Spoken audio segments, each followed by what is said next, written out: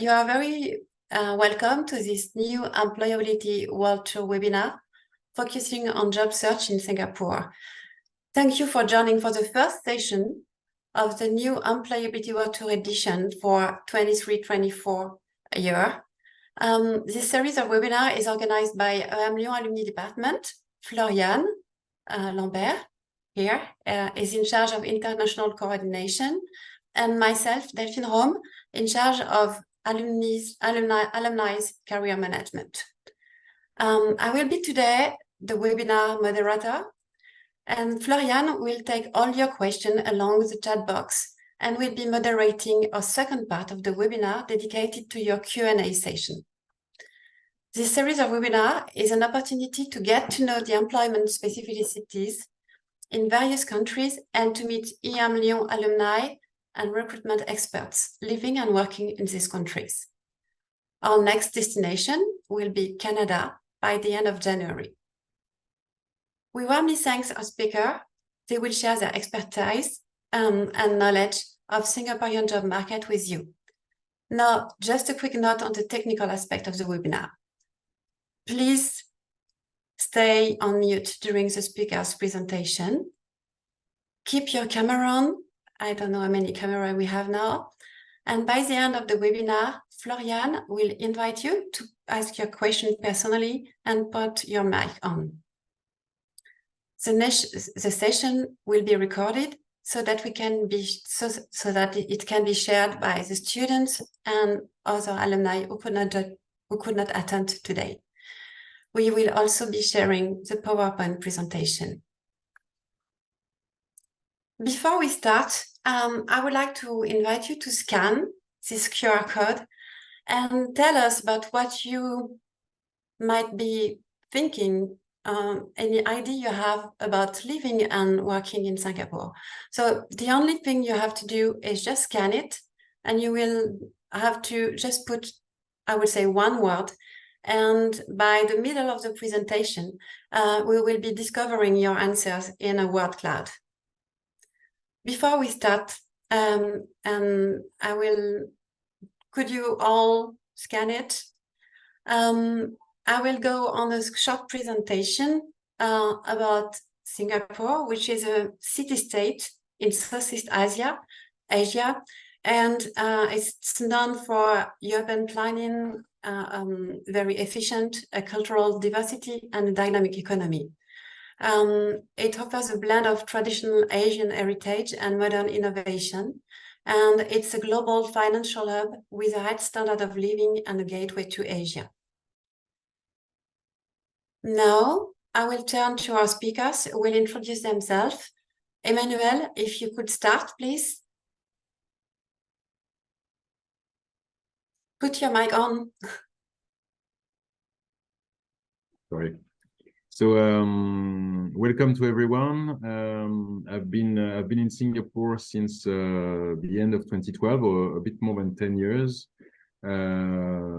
First working for Michael Page at the time to launch their businesses in Thailand, Vietnam, the Philippines, and the rest of Southeast Asia. And then I was in charge of Southeast Asia for Hudson, another recruitment firm, and I launched my own business, Willing Talent, 7 years ago, with a clear focus on scaling up, I would say, Western startups, pre-Series C, pre-Series B, subsidiaries from Europe, and also strong look on strategic recruitment and executive search for headquarters based in Singapore and covering Asia, APAC, and more Asia, Pacific, Middle East, and Africa.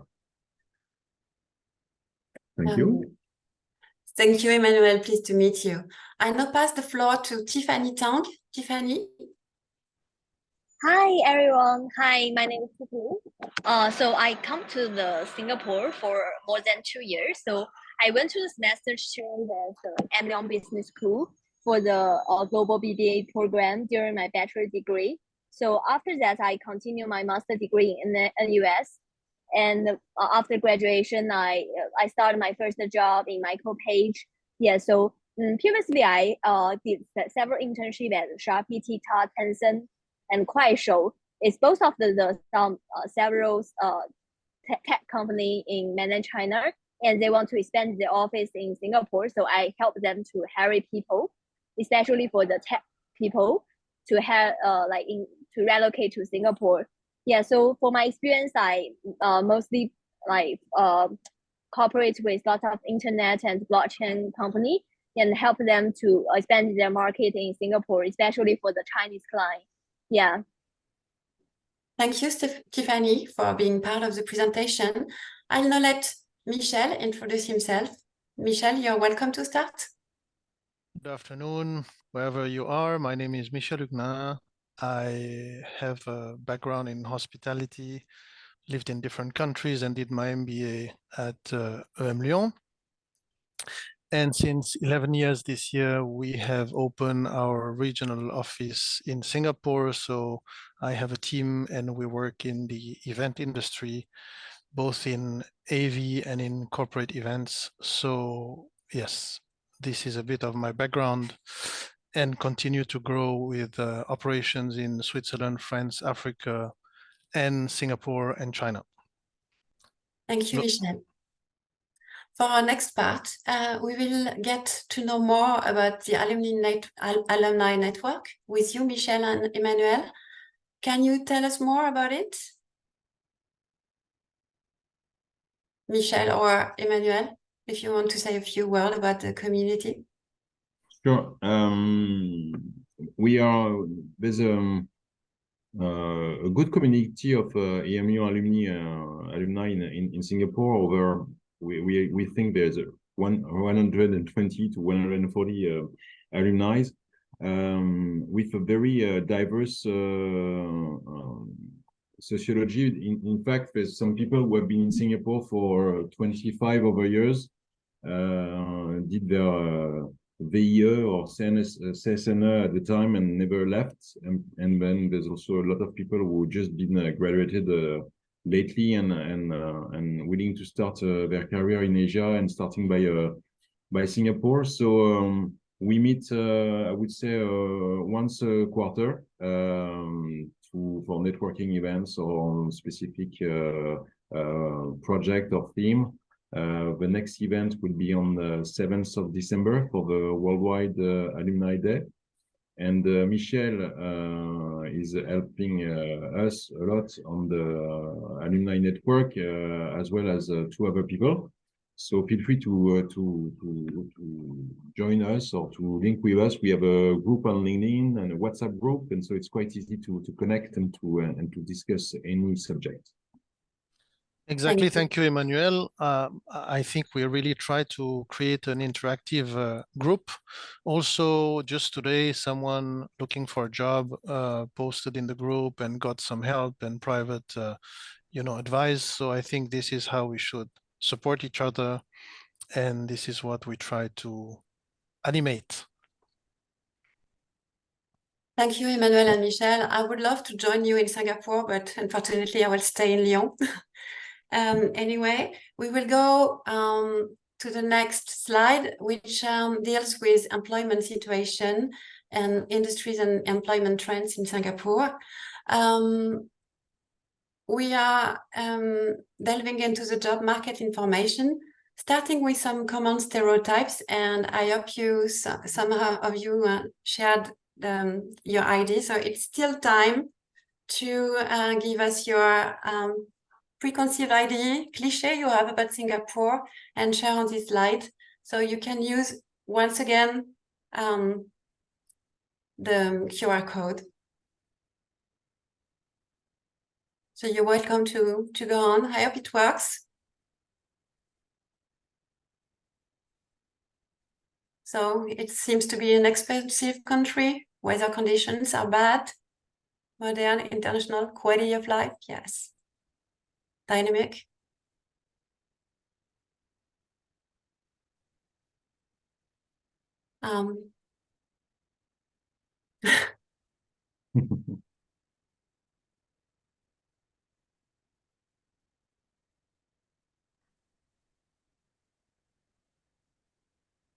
Okay. Expensive housing, yes. This means not two people have the same input. That's interesting. Yes. But there's those inputs we have on the next slide, not too far from them. Thank you. If you want to go on, I think we can go to this next slide, which is about the cliche. And most of you have been dealing with expensive living, but as well expat friendly, open to others, green and clean and green city. So I won't go too far with those cliches because they are compiled thanks to ChatGPT. I'm using it, and it's not too far from what most of people think, but we don't have to spend too much time on it. It's just one thing: free yourself from this cliche, and I hope that Emmanuel and Michel and Tiffany will help us to do so. This is a compilation of pros and cons that you can keep in mind before preparing your travel to Singapore, just to make sure you are prepared on every aspect, positive or maybe negative. And for now, I will give the parole back to Tiffany, who will tell us about employment situation, and one of the most important part is being prepared with employment path, etc. So Tiffany, if you could share your experience with us. Sure. Yeah, I saw in Sligo, like someone have like it's not very open for the foreigners. So that's true for the EP because like Singapore has various working visa based on the role and also the salary. So before you consider it to relocate to Singapore, so you need to get the right path, like right working visa. Like they have the several three type of the visa in Singapore. One is employment pass. Second one is S pass and work permit. These three paths is depend on your salary and your job scope. Yeah. So also if you want to relocate with your family, so like if you are the EP holder, you can like have the dependent pass. And also if you are the Singaporean or PRs, like spouse or children, like you can have the long-term visit pass. Yeah. So like for the EP, like the criteria is quite different from the different industry.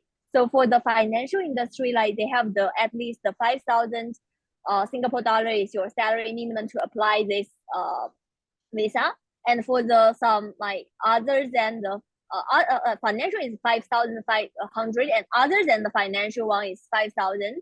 Yeah. So this is the latest one for the government just issued like from like September the 1st this year. Yeah. So how does this like the criteria how can you make like quite like make all the criteria to meet all the requirements? So they have the compass framework. Yeah, they have the different part to assess your like criteria, such as the first one is the salary. Yes, as I mentioned, like if you get the higher salary, maybe just like the top percentage about the whole like, it depends on your age. Yeah, so if you get your parts, like let me check the website. So I think it's have several like criteria for each of the age. You can according to the like government's form to check what is your salary level. So if you make the 90% or above, you can get the 20 points. Yeah, so maybe the below is the 16.5 to 90, you can get the 10 points. Yeah, so the qualification is that your whether you are from top tier institution. Yeah, so like they have also the list, but I checked for the that form. EMLYON maybe it's not in the form. So if you have some like master degree or other degree like in the list, you can get the 20 points. And other than that, like if you are degree holder, for example, like you also have the list. If you are well recognized institution, I think EMLYON should be have the 10 points for this part. Yeah, so and the third part is the diversity. This part is the company's criteria. Yeah, so whether your company is have lots of the nationality diversity. For example, if you are you have the company like they're from France, Spain, like, and also Singaporean, Malaysia, that's quite diversified, and you can get like like if your shares of the candidate's nationality is less than 5%, you can get the 20 points. And if like the diversity is in the middle, you can get the 10 points. If like in your company, like the whole of the people or more, maybe 25 of the above them, they are maybe all the Chinese, they cannot get the points from this part. Yeah, so apart from this, like they also have some bonus criteria. Yeah, some like skills bonus and also some strategy economics priority bonus. So this part the EMLYON will also go through about that. So what kind of the role is very strategic for the Singapore economy, and what kind of skill set is kind of the shortage in Singapore. So if you can meet the requirement about some bonus part, you can also get the point. Yeah, so above the 40 points, you are required to pass the compass and get the EP for you. So they have the two different like set criteria. The first one is you need to meet at least the salary, and other than that you need to get the 40 point, more than 40 point. Yeah, so that's generally about the EP, how to get a visa in Singapore. Yeah, so the next page, like maybe EMLYON also goes through the skill strategy and also some economic, the priority bonus, what kind of the role can get this kind of the bonus. Yeah. It looks like it's a bit difficult to get all this information and prepared. Yeah, it's actually not very difficult. Actually, it's easier than before because now we have a transparent model which we didn't know about before. I mean, we didn't know how it would function. So anybody can go online and do an assessment to know if you're eligible or not and see the number of points that you would get. But the criteria are very clear, and it's not that you cannot get a work permit. There are different work permits. Here we only talk about the employment pass. So yeah, it's not very difficult. But of course, you need to add value and fill the criteria to enter the work environment of Singapore. Okay. Yeah, so this is the most like difficult one for the EP, but we also have the S cards and work permit. Like work permit is for some maybe the dishwasher or like something the servers like maybe they provide some servers in restaurants, something like this.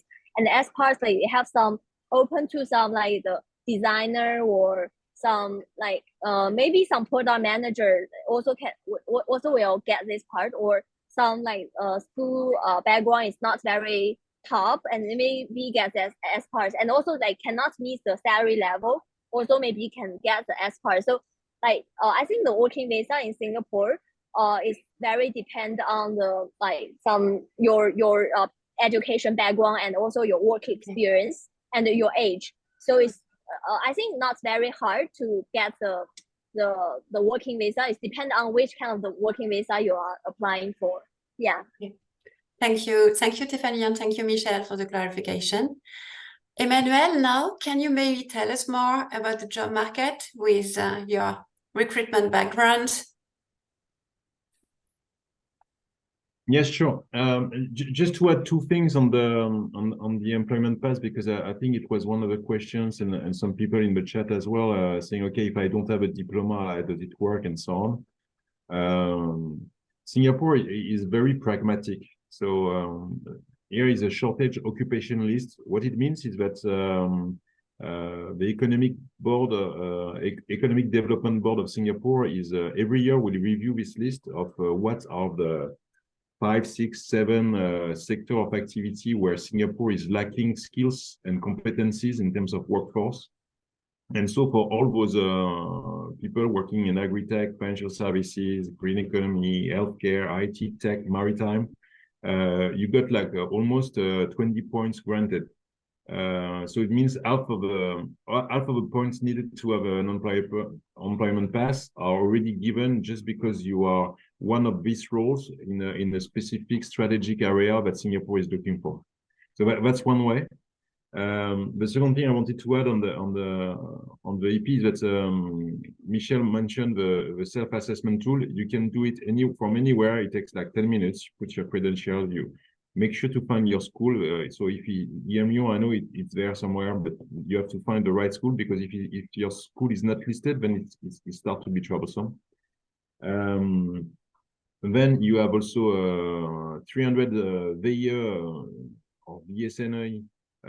It's VIE now per year, given by the MOM of Singapore. So for French or European students who are looking to do a VIE for 18 months, 24 months or more, between the age of 18 and 28, it's also a good way to step in Singapore. It's automatically granted. And last thing, this is only for, I would say, the more junior roles. So if you are in middle management, senior management, or if you are an executive, you have other type of pass that are quite easier to get. And you have one that is called the personal employment pass. But if you earn already like 15,000 euro per month, then you can get automatically a PEP to enter in Singapore with an automatic employment pass, and then companies can hire you directly. So this is not obviously for people who got 4 or 5 years experience, but for people who are maybe over 15 years experience and willing to relocate to Singapore, it's also a way to go. Sorry, Emmanuel. Sorry, just a question from Ines before we go on. How long does it take to obtain these work permits after making the demand? So now they shorten it to 2 weeks. So they are saying that they are giving an answer within 15 days. It used to be 8 weeks before, so they shortened it since 1st of September. But the answer could be also, we need extra information. But normally it's quite direct. So we have not faced much issues in the last 3-4 months about it. One point has been you need a certificate of your diploma in English through a background agency. That has been the most troublesome part. So I know EMLYON can give it to you on the blockchain and so on. So maybe that's worth to check how you can prove your diploma. They are really stringent on making sure people are not faking a diploma for sure. Just to explain a bit more the shortage occupation list, because if you are coming from EMLYON, most probably you will be all in the financial services category. So the reason they are looking for a lot of financial investment advisor is because there's a lot of family offices who did relocate from China and Hong Kong to Singapore. We are talking about 700 of them in the last 18 months. So there's a very strong demand for people specialized in wealth management. Green economy. Singapore is starting to be a real big hub, and they are pushing to optimize trading of carbon certificates for all the trading and I would say the commodity trading business. And then IT tech, because for the last, I would say for the last 3 years, maybe I'm wrong on the last year, but at least 3 years ago and 2 years ago, Singapore invested more in startups than the Silicon Valley. So they are really struggling to get as many people they could in IT and in tech. So Tiffany is a lot into this sector, and it's highly in demand. And the new trend now in IT is definitely cybersecurity.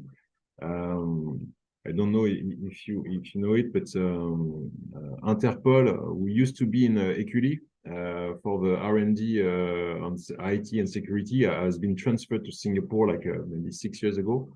And Singapore is using this a lot to become a financial hub and to be one of the most secure place for transaction and remittance. So in IT tech, there's a lot in fintech going on. And they are opening up a lot on crypto and Web3 as well. And maritime, so here we are talking about only about superintendent and technical superintendent, but Singapore is willing to be one of the biggest hub for maritime in the coming years. So everything that is related to maritime, IT, and so on is also highly on demand. And the first one, because I forgot this one, agri-tech, is because Singapore is highly dependent from the different countries surrounding Singapore. So Malaysia on one side, Indonesia on the other side. They don't produce much, and so they have a big plan by 2030 to grow 30% of their own food. And so France is highly regarded by Singapore for this, because we have a very strong understanding and knowledge and expertise in this field. So if you also been working in this part, there's a lot of avenues that are developing here in Singapore.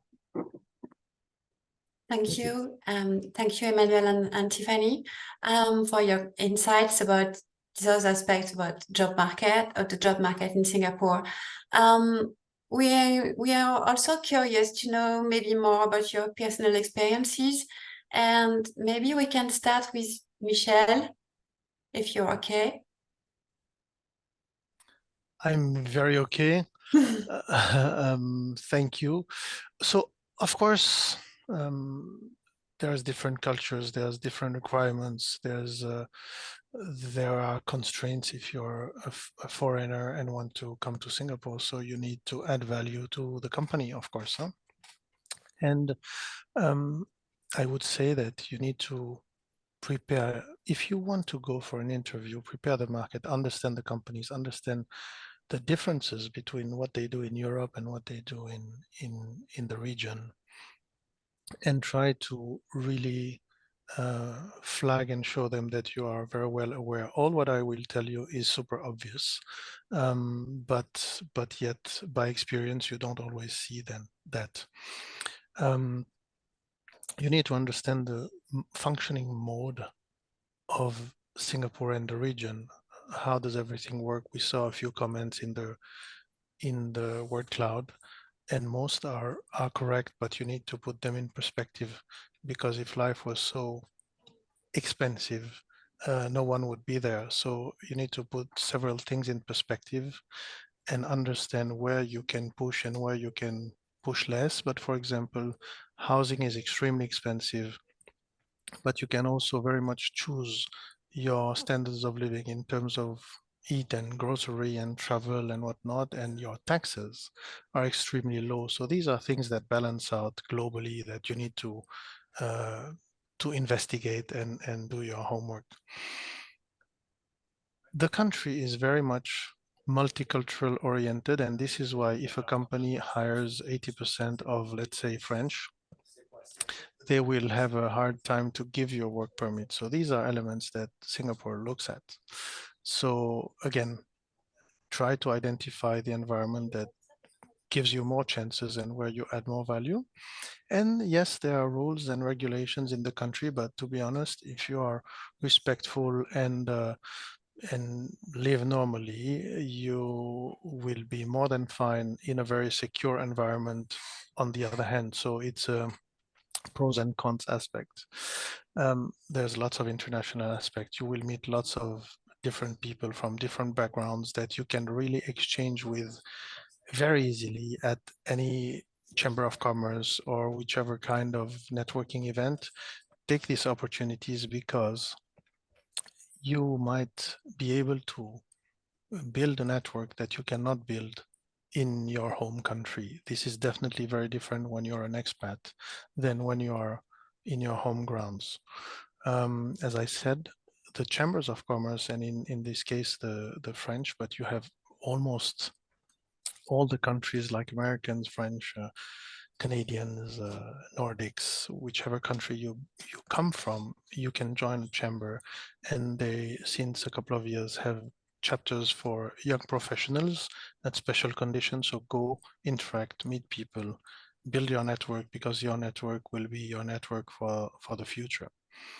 And easy to say, there's lots of things going on, so have a blast and really enjoy, but my recommendation would be, if you go to a country like Singapore or any other country, don't try to reproduce the life you have in France, or for me in Switzerland. We need to adapt, we need to understand the environment, and this is where you will learn most. This is a personal opinion, so I hope that helps. Thank you, Michel. I totally share your opinion, as I've been living 6 years in the United States, and you effectively need to be very curious and take everything you can learn when you're abroad. Tiffany, what would you want to share with us? What is your experience? Yeah, so for me, like I think the Singapore is very dynamic and international city. So in this city, like they have different people from different regions. Like they have the three major like maybe the region in Singapore. So the like some people from like Chinese and Malaysia and also India. That's kind of the three most popular regions from in Singapore. So they have the 4 official language. So the English one is like the official one. So it's widely spoken in Singapore. And other than that, like they have the Mandarin, Malay, and also Tamil.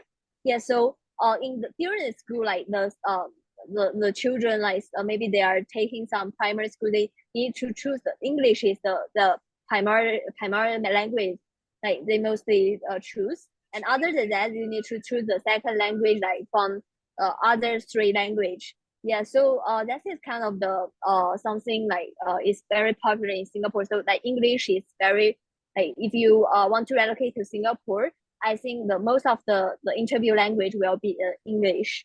Yeah, so and for the job portal in Singapore, so if you want to apply the job in Singapore, so it's generally have several channels. Like some of them, like maybe they have if they have the friend in Singapore, you can ask them to help you to refer to them to their company. Yeah, and it's kind of the referral, and as well as some networking. And other than that, like maybe you didn't not quite familiar with the market there, you can maybe, but you have some working experience before, you can maybe think for the help from some recruiter, like some from the agency, like Michael Page, and also like quite a lot of the agency in Singapore.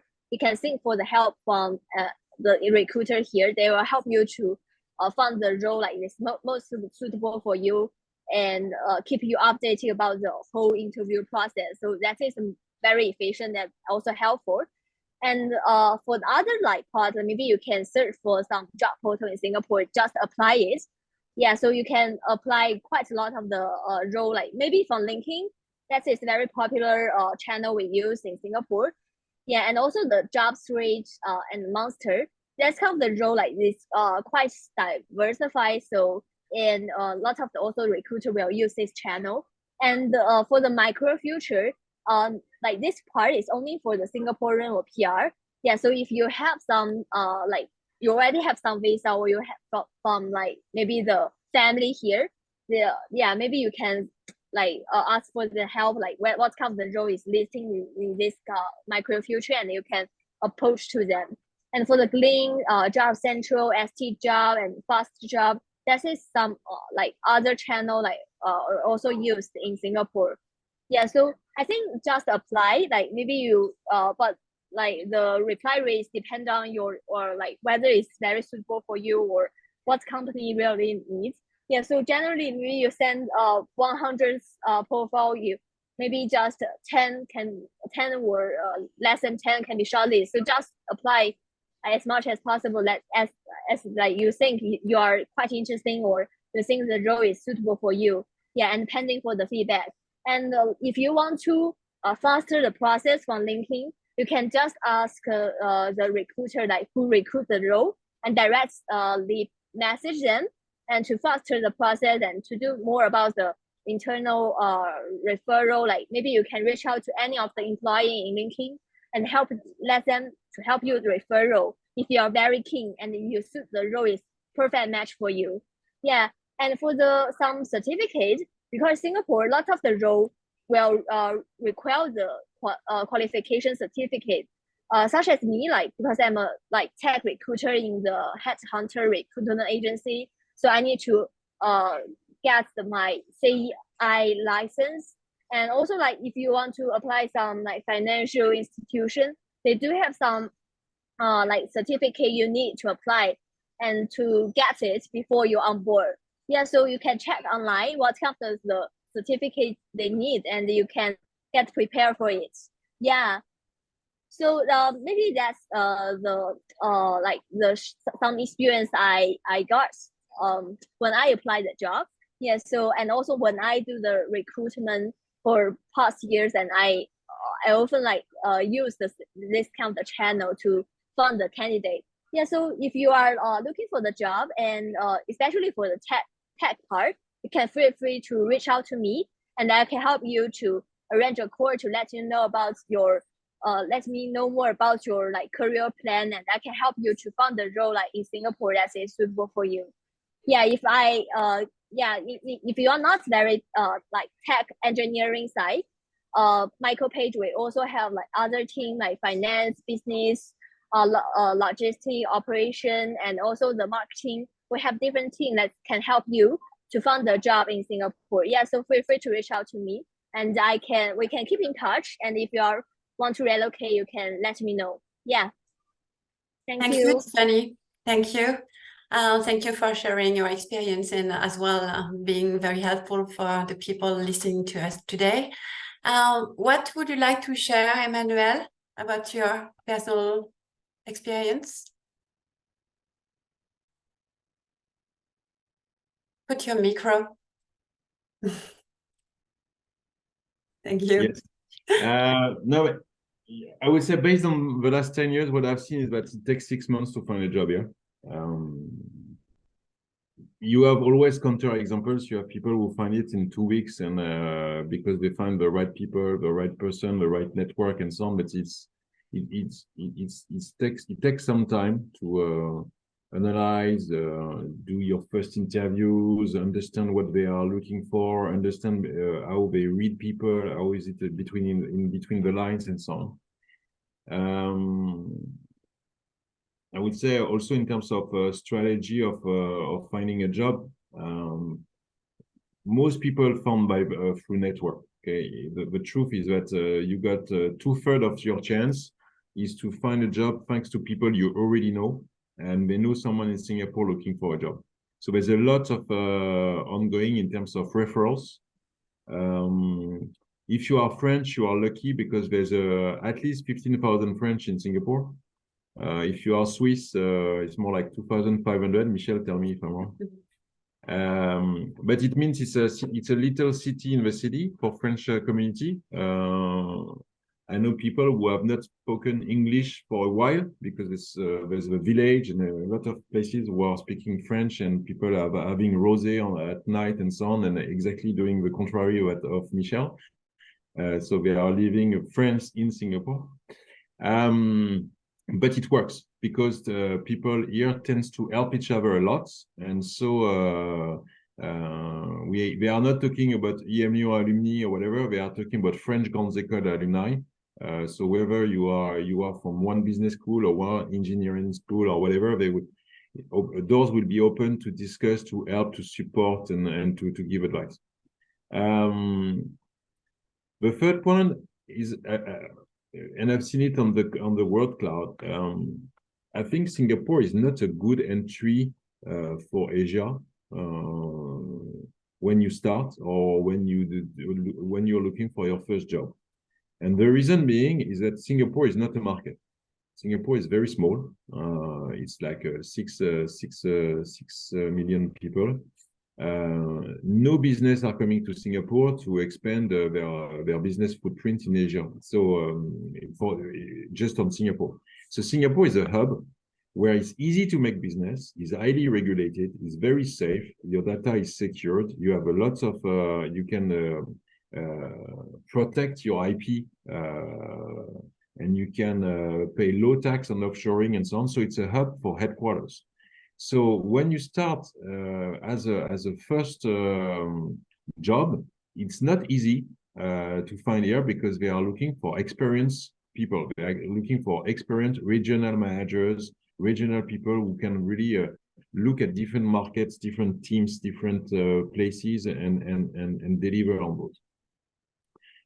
One exception would be the startups establishing, you know, for example, the FT120 or the next 40 startups who have been thriving in Europe and launching in Singapore. This could be an exception because they are small and they are looking for people to help them to grow. But Singapore normally is considered as a hub. It's a hub for maritime. It's a hub for airlines. It's a hub for finance. It's a hub for security.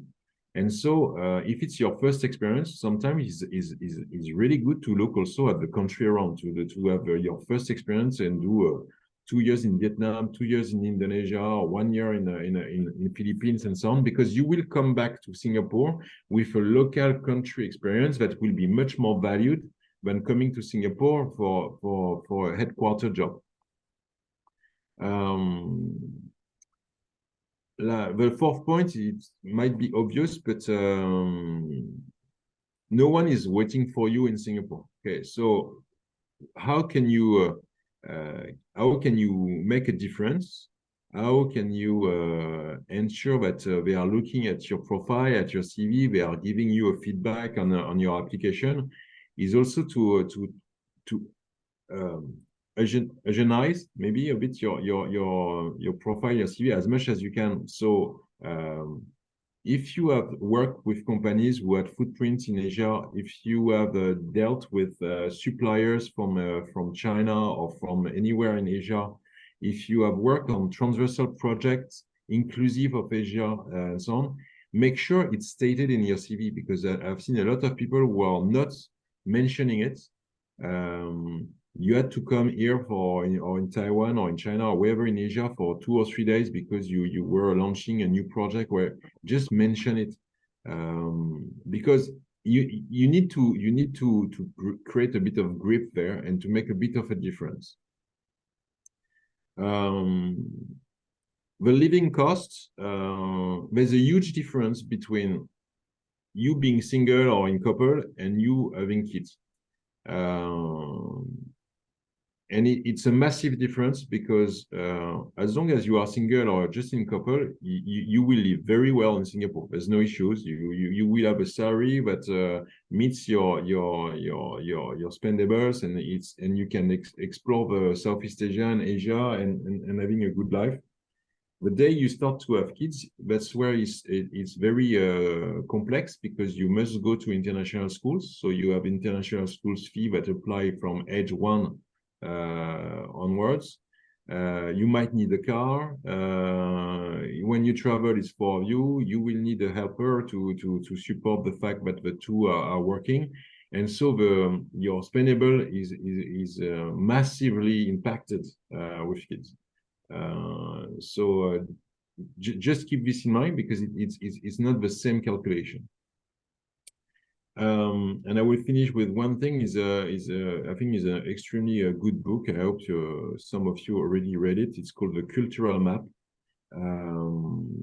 I think it's a very important one, because when you start working with Asian people, they have all very different cultures. So speaking and working with someone from China, from Malaysia, from Singapore, from Vietnam, from Philippines, and so on, has very different ways of working. It's a true melting pot. I've seen this like in the cloud, world cloud. But you have to adapt. You have to observe, and you have to understand how things works, how trust is built. And so there's some people who had some high difficulties integrating in Asia in general, and in Singapore as well. That would be my 2 cents on this. Thank you so much to all 3 of you. We are now going to one of the last slides we wanted to share. It's like making a small conclusion. What are the do's and don'ts you will share with all people listening to you today? So maybe we can start with you again, Emmanuel, if you want. Yeah, but engage your network. whether you've done an internship, whether you worked for 20 years and you had a ex-boss who's retired in Asia or whatever, just engage with the relevant network. Check your LinkedIn, check the people you know, check the people who have been to Asia or who are in Asia. I think it will be the most efficient way to come. And don't assume companies are waiting for you. So you have to stand out. And standing out meaning, okay, you have to be clear on what makes you unique and how you can add value and how you can contribute. I think those are the two the men do and men don'ts that I will borrow. Thank you, Emmanuel. Tiffany? Yeah, so something I want to share is also like to brand your social networking in Singapore or Asia. Yeah, so I think we have lots of the event here. You can if you come to Singapore, you have like some event brand or something else, like you can attend the events every week to know more about the friends here. So I think if you feel like maybe you will you will feel alone, like if you want to relocate here single, or like don't be afraid, because Singapore is very nice city. You can meet lots of the friends here, like they're quite friendly, and also like Singapore, because the language is also like the main language in here is English, so you don't need to learn a new language or a very totally different like language. If you want to go to China or Japan, you need to spend some time to like learn the local language. But in Singapore, don't be afraid, so you can be very good here. Yeah. Thank you, Tiffany. Michelle? Well, as I already said, engage with the community, go and meet people, go and discuss, because it's a unique experience to build your network, definitely. And I know some people tell you don't go, like some people told me it's going to be difficult, you're going to be controlled everywhere. Don't listen to them, just go and do your experience and find out by yourself if you like it or not. And I think this is the best choice you could make, of course, in Singapore or in any other country. Thank you. Thank you so much to all of you. And we are now having time for people to put their mic on, ask questions. Florian, maybe you have questions that are already ready from the chat box? Yes, we already received a lot of questions. So I will try to take the ones that have not been answered orally. So the first one was from Jean-Michel Gendre. So hello, Jean-Michel, if you are still with us, you can open your microphone. You had a question about supply chain management, I think, which hasn't been hello answered. everybody. Okay. That's exactly, it has been answered. It seems that there is a need to get some leaders or supply chain manager, as this is a maritime hub there. Okay. Yeah, maybe to add something on this. Yeah.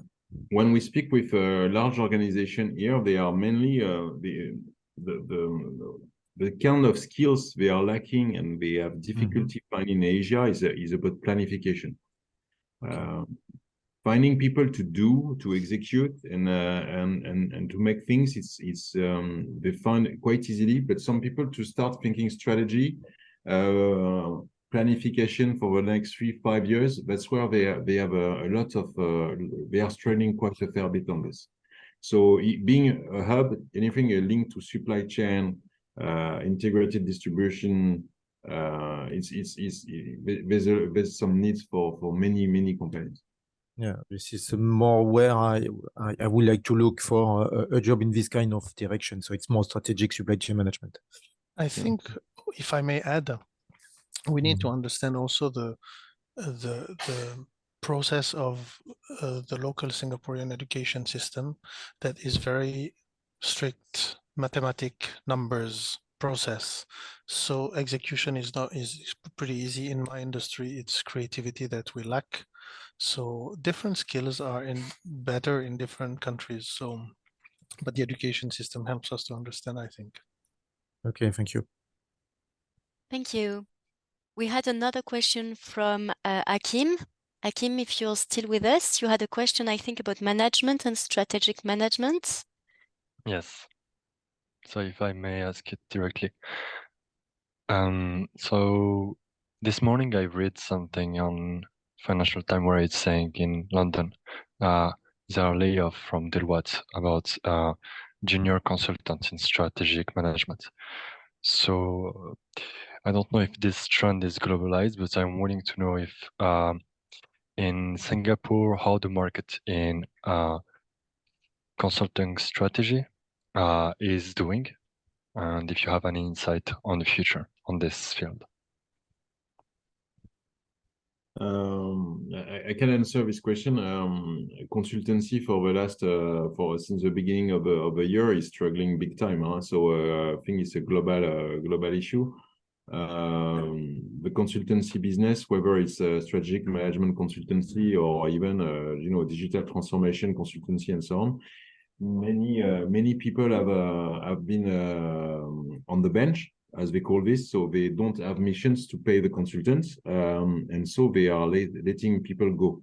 And this is coming after 2 years of COVID, where most of the consultancy business here in Singapore have had 100% or 200% turnover. Some KPMG price and so on. So some of those teams have changed twice completely in the last 3 years. So I believe it's more of a global impact, because budget for consultancy are almost gone in most companies. And I know some consultancy will also have teams in pro bono just to keep track of what's going on with their best clients, but expecting the budget for consultancy to come back. So there's truth into this. After, there's also some consultancy who have a lot of work because they are highly specialized. There's a lot of transformation or upgrading for SAP, for tools in treasury like Kiriba and so on. So there's also niche markets where they are in the look of highly specialized consultants for process optimization, for KYC, for client onboarding. So it depends on which area of consultancy you are. Exactly, but I'm glad actually that you, Emmanuel, are answering this question, because previously you talked about scaling up, the scale up who are coming on Singapore. So I'm aware about this concern about consulting. So basically, I'm willing to develop this strategic thinking, and so it will require, let's say, to have a position in management, being as a manager. So how could I think to, for example, to go to scale up, let's say, because I'm in entrepreneurship right now, focus. How can I envisage to go into scale up in Singapore, in Singapore? How easy is it, let's say? How can I dive into this? So you're talking about startups? Yeah, startup in high growth. Yeah, I think the best chance you have is to go for a French startup who are just big, because one thing on EPs and employment pass, it doesn't apply to companies who are less than 10 people. So if you are part of an initial team launching Asia, and they are looking for people who are very strong in funneling, sales, marketing, BDR, and so on, then you can find opportunities there if you've done it before, and if you can reapply a certain methodology. That's possible. But you being French and so on, I think you have to leverage on this, and I would suggest to work this with also some French businesses and French startups who are launching from Singapore. I was at the 10 years of French Tech, like it was 2 days ago. There's a lot of startups who are opening in Singapore. They were Eurasio who was talking about it, and they are accompanying a lot. I don't recall all of them, but you can find a lot of info on the French Tech website for Singapore cluster. All right. And French Tech I is easy to have guess, that. I guess if I may add, it really depends on, Singapore has some key focus or areas of development. If you are in and if you can add value, of course you have more chances. But you need to understand that they are very much driven with some areas of developments, and they really deliver against. So it's up to each individual to see where you add value and how to position yourself. Of course, if you're a young graduate, it's more difficult, but you also have an opportunity that we did not share here, which is the work holiday pass, which is an option, and which I'm not sure EMLYON is in the program, but basically depending on your background and studies and of course country, you can get a 6 months work holiday pass where that allows you to work in every company that you want, unlike EP that is linked to your individual company who applied. So you're tied to that company, whereby with a work holiday pass, from the day you enter in the country, you have 6 months to work freely in Singapore. So it can be a good start. Mm-hmm. Yeah, I think Michel is completely right. What I would also say is, if you take the slide on the skills shortage, you do 6 months traineeship in France in cybersecurity, and you apply for a job in Singapore, and you will get it. You see what I mean? You can also work your way back. Mm-hmm. Do you want to go back to that slide, Manuel? No, not necessarily. But what I'm saying is that if you know what Singapore is looking for, okay. if you are building competencies into those fields, then if your goal is to come to Singapore, then it's you can mention that you already have expertise, not expertise, but at least an experience. Yes, in the field that they are looking for. Mm-hmm. Okay, thank you. Thank you. Thank you. Do you have any other question, Florian? Yes, yes, Delphine, we had a question from Tilia. Tilia, are you with us? Yes, it looks like Tilia is here. Do you want to ask your question? Hello, Tilia. Okay, so maybe Tilia doesn't listen to us now. No. She said she cannot speak freely. I guess she's in a open thank you, space. Michel. Okay, so the question, I will read the question. That's okay. The question from Tilia was about the differences in lifestyle between Singapore and France, I believe. That is regarding the cultural specificities. And also, she had another question, which has been asked a second time, about how easy it is to find an internship in Singapore. Like everywhere, if I may answer, it depends on the field of what you bring, of what you want to do. Of course, as an employer, if I see an interest and a match, happy if I see, because there are some candidates who want to come to Singapore to have fun and explore the region. Of course, I will be less keen because yes, there's still a lot of demand for Singapore. But yes, if you add value, if you fit the market, there is a demand. And I would also add, if I may, regarding finding an internship, feel free to ask and engage with the alumni network. So you are more than welcome to use the directory on the alumni platform, the EMLYON platform, and search for the alumni living in Singapore, and then get in touch with them either through the platform or through LinkedIn. The network is really here to help you. Yes.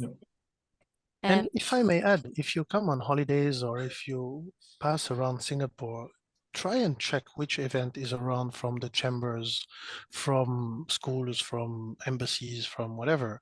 Try to meet people. I guess in 2 or 3 days, doing 2 or 3 events, you will have a much better feeling of the situation and probably already be able to connect with people. It goes very, very quickly. Personally, I went for 1 week to explore with a few meetings before, and I opened my company on this very same week, which was not planned initially. So this is how fast the environment goes, which is totally different from ours. Okay, thank you, Michel. We had a question from Natasha. Natasha, can you open your microphone? The question regarding Yes. qualification certificates? Yes. Hello, everyone. Thank you to all the panelists for all your insights. My question was regarding certification, because you gave us many information regarding standing out. And for me, to give you a little bit of context, I have experience in project management, and now I'm trying to pivot to project management. And I have many transferable skills from project management that can be transferred to project management role. But how can I stand out when I do my application? You said, Tiffany, earlier, that you can show that you have the skills with certification. So I wanted to know what is considered a relevant certification. You have, especially in tech, in the tech sector, you have plenty of institutions that offer boot camps, training, and stuff like that. So I just wanted to know, how can I choose when trying to get the certification that prove that I can do the job? Yeah, so a very good question. So I think if you are the project manager, it's highly depend on what kind of the role and company you are applied for. Yeah, so if you are apply for a project manager, maybe in some cybersecurity area, maybe you need to get some certificate from the cybersecurity side, like CSSP or something term like depend on your industry. So you need to maybe have the deep dive in that industry and know more about that industry. And so I think the certificate side is highly depend on the job responsibility and also the job requirement. You can refer to some JD, like maybe in the LinkedIn, and they have some discrete requirement, like maybe some if you are holding something certificate is the plus, and you can maybe get that certificate if you want to, like, during the study before you relocate or apply for the job. Yeah. And this is a question for all three panelists, but for example, if I'm trying to get a certification through a MOOC like Coursera, is it something that with the recruiters will will acknowledge, or is it something that they think it's not strong as a skills? If I may jump in, actually, Singapore has a list of top, let's say, tier 1 universities. So if you are part of these universities, and if you have a graduation from these universities, you get 20 points in the evaluation that Tiffany shared. If you are from another school, you will only get 10 points in the EP application process. So these are also open information that you can look at. And of course, this is the first year that they share this information. Actually, it's a couple of months, not even a couple, 2 months, that they share openly this information. The list will evolve, but for now, you can directly check online and which school will give you most credits for your application. Okay, thank you. And maybe just a last question, still regarding the possibility to pivot to a similar job while moving to Singapore. Do you think that is something that is possible, or you would rather recommend looking for, in my case, project management roles, and then transition to project management role once I have experience in Singapore? It's very difficult to answer because it depends on your employer. But I would not choose either one or the other. I would try for both. And then if you're here, but if you want to pivot, it's maybe easier to go in a less formal country, which is English-speaking countries, if I may say, who are less strict on education, like the UK, US, Switzerland, we're more open. Because in France, if you're an engineer, usually you follow an engineer path. So if that is easier, maybe take a 1-year experience in product marketing and then try to apply with an additional experience. But I would try both if I were you. nothing to lose. You just need to find the employer. Great, thank you. If I may, I think do some homework on what are the industry in demands and what are the ones who are a bit struggling. Consultancy, I think, is a good example. So if you want to do management consultancy today in Singapore and want to start to work in the next 2 months, it's going to be extremely difficult. Okay, but if you are looking for a corporate who is looking at building a venture capital business, and they are all looking for it, maybe they can use your skills to do something differently. So I think you have to be a bit street smart, but where they are looking for your competencies. And if you are building them, I believe it's always better to get hired for something that you know how to do, and to mention it during your interview, saying, okay, I want also to explore and develop in this aspect, because at least they hire you for some added value within the organization, and they are happy to develop you in another direction. So that's possible. It's always easier,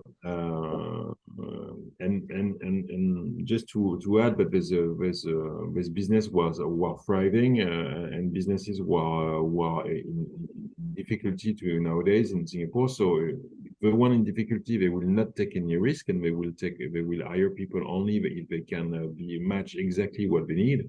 And you are businesses who are booming, and so they will take people who are not completely aligned with what they are doing because they need more people. So one example, for example, renewable, because it's Ludovic who is talking about sustainability and so on. Singapore is building a lot on sustainability lately. It's not they are talking about it more and more for the last 1 year, 1.5 years, but they are massively moving into that direction. But also all the big French players in sustainability, like I don't know, Schneider, Engie, Total, and so on, they have a headquarters here in Singapore, and they are looking for people in a lot of people, because all the countries around Singapore are going for their bigger project. So you can find jobs according to what to your values, to your purpose, and also to the skills you want to develop. You just need to find, as Michel said, the right employer. But that's where your work comes in. You need to look for it and to search for it. Thank you. And just a last comment, because all my career was actually in the tech industry, in media and e-commerce. So I was really surprised to see in the shortage list, the employment shortage list, to see the tech industry, because we suffer a lot of layoffs recently, and we are still suffering from that. So I was really surprised to see that in the list.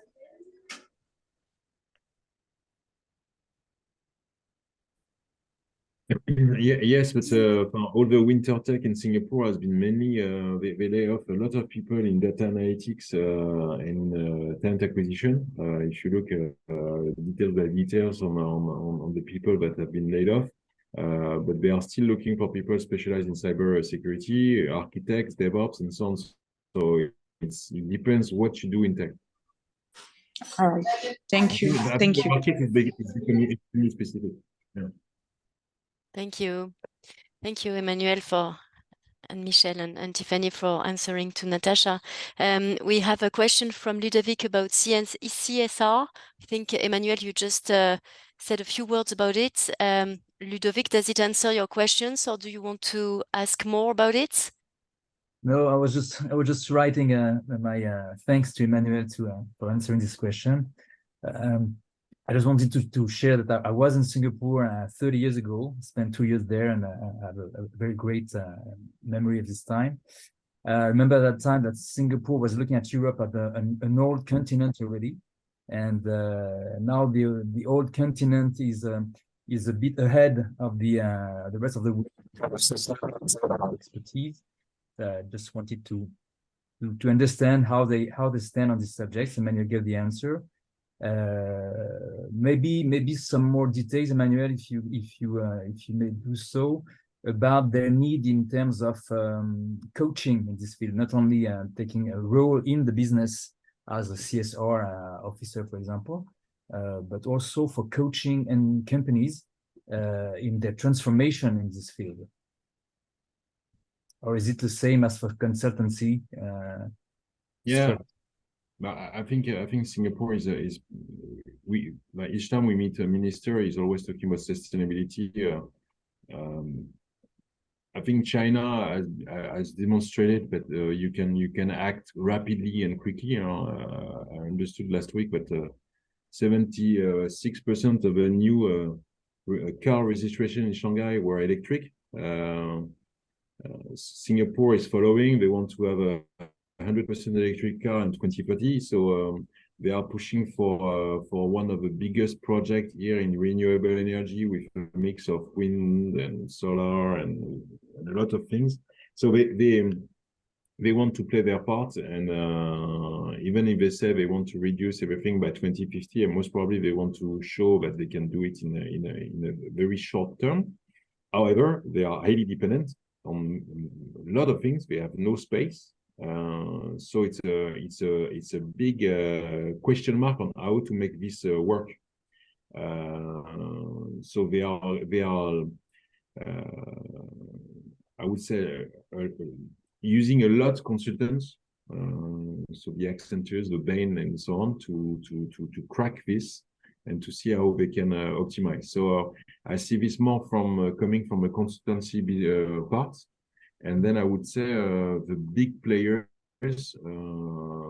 helping in terms of doing and executing the projects.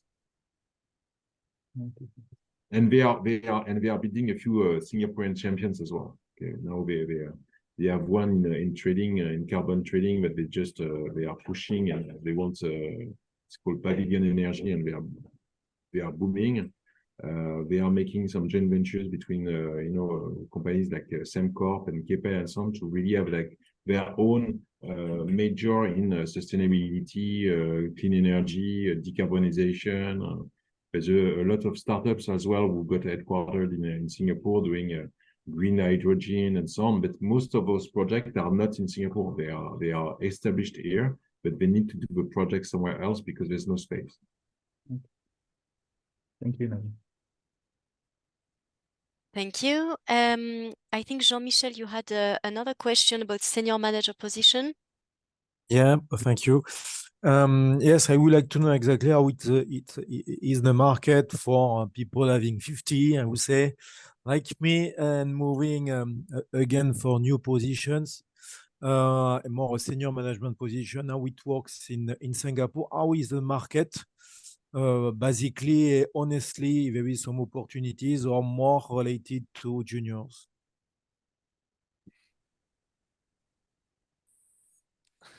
Okay, let me jump in quickly, even though I'm not a HR expert.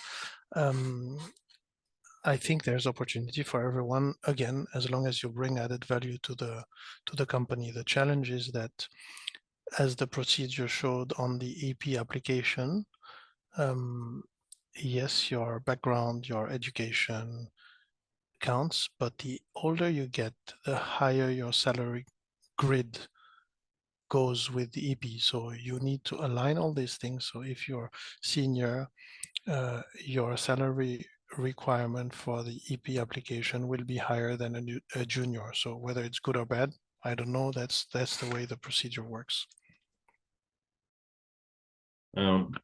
Maybe to add something on this, you in Asia and being a senior and demonstrating a lot of experience in one field is more an advantage in Asia than it is when I was in Europe. So we were kidding with this, but I'm reaching this past this age already. But in Europe, it was good to be between 35 and 45, because before 35, you don't have experience enough, and after 45, you're getting too old. I think in Asia, it's a bit different. So I think they will value expertise. It's not going to be the same constraint that you are facing in Europe, but at least we never saw this. We know people who are 60 plus and they are still finding their missions and they are doing interim management or they are doing a job on. So yeah, I think it's not a big deal. It's mainly to be quite specific on how you add value and what are you expert on. And then is to, once you do this, then you have maybe 4, 5, 6 companies you can discuss with, and you can get roles. Okay, thank you. Thank you. We have a few more minutes for some, maybe 1 or 2 additional questions.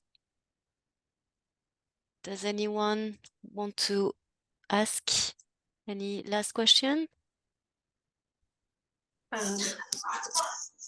Natasha? Yes, last question. Yeah, I have a question regarding something. I'm not sure who said that, but I think it's Emmanuel. I'm not sure, I don't remember. But it was regarding the fact that you don't start your Asian working experience in Singapore. Because you said that it was a local market, so it doesn't really make sense. I just wanted you to expand on that. Would you not recommend somebody who wants to, in the future, move to another country to start in Singapore? Yeah, so I said this, yeah. I think my point on this is to say, okay, if you want to have an expertise in Asia, go in China, go in Vietnam, go in the Philippines, go somewhere where it's very different. Singapore is, they call it, Asia for dummies. So it's a very light way of doing Asia. So everyone speaks English, everything works perfectly well, and so on. So you don't learn Asia being in Singapore. Okay. So if your goal is to understand Asia, starting to be an expert of Asia and so on, go directly in the country you are looking for. Go in India, go in Bangladesh, go in some places where you want really to crack something completely different.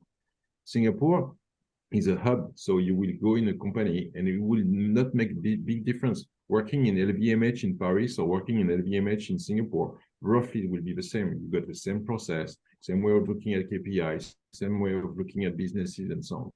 If you want to really experiment Asia, work for an Asian company, or work for a Singaporean company, or work in a country that is booming. Everyone is talking about Vietnam for the last 3 years. I think you go to Vietnam, it's booming. They are opening companies. All of the corporate secretaries, they are opening companies, maybe 5 or 10 every day. All the lawyers in Singapore, they are spending at least 1 day, if not 2 days in Vietnam every week. So that's where it's happening. Okay, I think it's very important to decorrelate Singapore from Asia.